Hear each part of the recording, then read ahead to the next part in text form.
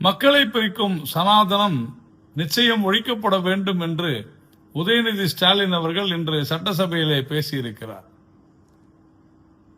ஏற்கனவே இது போன்று பேசி சனாதன தர்மத்தை, அதாவது இந்து மதத்தை ஒழிக்க வேண்டும் என்று பேசியதால் தான் இன்றைக்கு திமுக ஆட்சி இழந்து இன்று அவர்களுடைய கூட்டணியினரை இழந்து அவர்களை முதுகிலே குத்தி அதிகாரத்திற்காக, பதவிக்காக திமுகவை அண்டி பிழைத்தவர்கள் எல்லாம் இன்று திமுகவை ஏளனமாக பார்க்கக்கூடிய ஒரு சூழ்நிலையிலே இன்று திமுக இருக்கிறது என்பதை உதயநிதி ஸ்டாலின் புரிந்து கொள்ள வேண்டும்.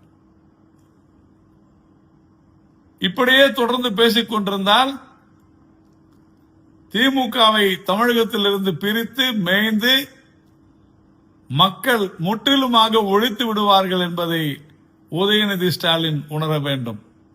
இன்றைக்கு சட்டசபையில ஒரு உள்நோக்கத்தோடு வேண்டும் என்று திட்டமிட்ட ரீதியில் தான் உதயநிதி ஸ்டாலின் இதை பேசியிருப்பதாக நான் கருதுகிறேன். அதாவது உதயநிதி ஸ்டாலின் அவர்கள் பேசும் பொழுது எங்களுடைய கூட்டணியிலே வெற்றி பெற்ற சில கட்சிகளின் ஆதரவால் தான் இன்று நீங்கள் ஆட்சி அமைத்திருக்கிறீர்கள், அவர்கள் ஆதரவோடு தான் உங்களுடைய ஆட்சி இருக்கிறது என்றும் பேசியிருப்பது குறிப்பிடத்தக்கது. அதாவது சனாதன தர்மத்தை ஒழிப்பேன் என்று உதயநிதி ஸ்டாலின் சொன்னதை முதலமைச்சர் தவேகா தலைவர் திரு விஜய் அவர்கள் ஏற்றுக்கொள்கிறாரா?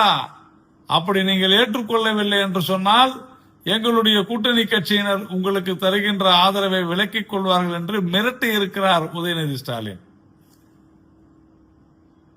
இந்த அரசாங்கம் உதயநிதி ஸ்டாலின் சொன்னது போல இந்து மதத்தை ஒழிக்க வேண்டும் என்று ஒப்புக்கொள்ளுமேயானால், முதலமைச்சர் விஜய் அதை ஏற்றுக்கொள்வாரேயானால் தான் ஆதரவு கொடுப்போம் என்று மிரட்டி இருக்கிறார் உதயநிதி ஸ்டாலின் அவர்கள். விஜய் என்ன செய்ய போகிறார்? பொறுத்திருந்து பார்ப்போம்.